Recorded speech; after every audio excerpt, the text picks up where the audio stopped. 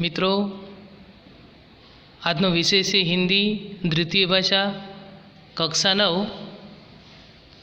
મિત્રો, આ છે અનુક્રમણિકા। જોઈએ આપણે એક પછી એક પ્રકરણના નામ છે। કાવ્ય પહેલું છે આરાધના। કાવ્ય છે તેના કવિ વસંત બાપટ। બીજું ન્યાયમંત્રી કહાની છે, તેના લેખક શ્રી સુદર્શન છે। ત્રીજું છે क्या निराश हुआ जाए निबंध से, तेना लेखक हजारी प्रसाद त्रिवेदी से। व्याकरण में जोईए तो मुहावरे।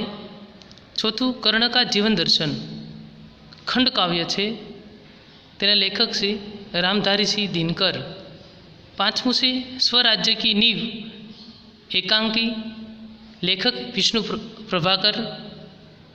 व्याकरण में से अशुद्ध और शुद्ध वाक्य। छठू मेरी बीमारी सामान्य ली, आत्मकथा अंश से हरिवंश राय बच्चन।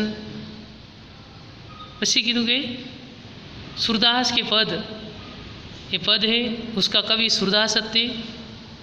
आठवीं से गुलमर्ग की खिड़की से एक रात, यात्रा वर्णन से, लेखक से मोहन राकेश। नौवीं से निर्भय बनो, उपन्यास अंश से फणीश्वरनाथ रेणु। व्याकरण में तो के कहावतें। दसमू से भारत गौरव काव्य से, कवि से मैथिली चरण गुप्त। 11मू से एक यात्रा यह भी कहानी से, तेना लेखक रामदर्श मिश्र से। 12मू से रानी रेखा चित्र से, लेखक महादेव वर्मा। व्याकरण में जोईए तो वर्तनी। 13मू से नीति के दोहे, ये दोहे के कवि है रहीम। 14मू से युग और मैं काव्य से, तेना कवि नरेंद्र शर्मा। 15मू दाज्यू कहानी से, शेखर जोशीनी। 16मू भारतीय संस्कृति में गुरु शिष्य संबंध, निबंध से आनंद शंकर माधवनो। 12मां व्याकरण एनी पछीनुं व्याकरण जोईए तो शब्द चौरसना। 17मां तुलसी के पद से तुलसीदासनुं। 18मू अंधेरी नगरी एकांकी, भारतेंदु हरिश्चंद्र। महाकवि कालिदास जीवनी, नरपद बारहट हड़वेशा। व्याकरण में वाक्य तथा वाक्य के प्रकार। 20मू से धरती की शान गीत से पंडित भरत व्यासनी। 21मां क्रांतिकारी शेखर का बच्चन मतलब कि बचपन, उपन्यास अंश से सच्चिदानंद हरिनंद वात्सल्य अग्नेयी। व्याकरण में स्वर संधि। 22मू से वीरों का कैसा हो वसंत गीत से सुभद्रा कुमारी सोहान। 23मां जब मैंने पहली पुस्तक खरीदी समरण से धर्मवीर भारतीन। व्याकरण में जोईए तो समाज से।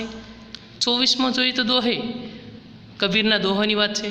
पछी पूरक वाचन आपेलू से मित्रों, एमां विमान से सलांग व पत्र श्यामचंद्र कपूरनु है।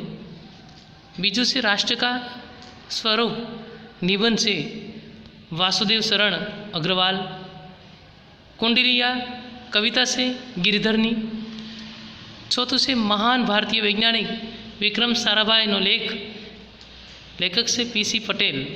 मित्रों, आ हती अनुकरणिका अने 9मा धोरणमां क्या क्या प्रकरणों भणवामां आवशे तेनी बधी बाबतो हती।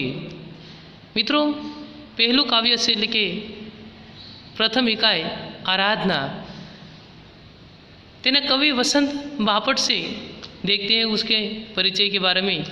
श्री वसंत बापट ख्यात नाम कवि है। आपका जन्म महाराष्ट्र के सतारा जिले के कराड़ नामक गांव में हुआ था। सन 1922 निधन 2002 में। पुणे आपकी कर्मभूमि है। राष्ट्रीय सेवा बदल में आपकी अग्रणी रहे हैं। व्यवसाय में प्राध्यापक रहे। आपके काव्यों में राष्ट्रभक्ति, समाज जागरण एवं मानवीय संवेदनाएं व्यक्त हुई है। सेतु, बिजली, सकीना, अकरावी, 11वीं दिशा, તેજસ્વી આપકી રચનાએ હૈ। મિત્રો, આ કાવ્યમાં શું કે તેના વિશેની ટૂંકી માહિતી આપી છે જોઈએ આપણે તો પ્રસ્તુત પ્રાર્થના છે, એટલે કે પ્રાર્થના में सत्य शिव सुंदर, હું કીધું सत्यम शिवम सुंदरम की भावना के साथ दीन दुखियों की रक्षा करना, मानवता की उपासना करना, भेदभावों को दूर करना, भेदभाव से मुक्त होकर विश्व बंधुत्व की स्थापना करना जैसे वैश्विक मूल्यों को महानतरण करने की प्रेरणा देने वाली यह प्रार्थना मराठी से अनुदित है। એટલે કે મિત્રો, એક રાષ્ટ્ર કે નામ એટલે કે રાષ્ટ્ર માટે સત્યમ શિવમ સુંદરમ વિશેનું અહીંયા વાત કરી છે।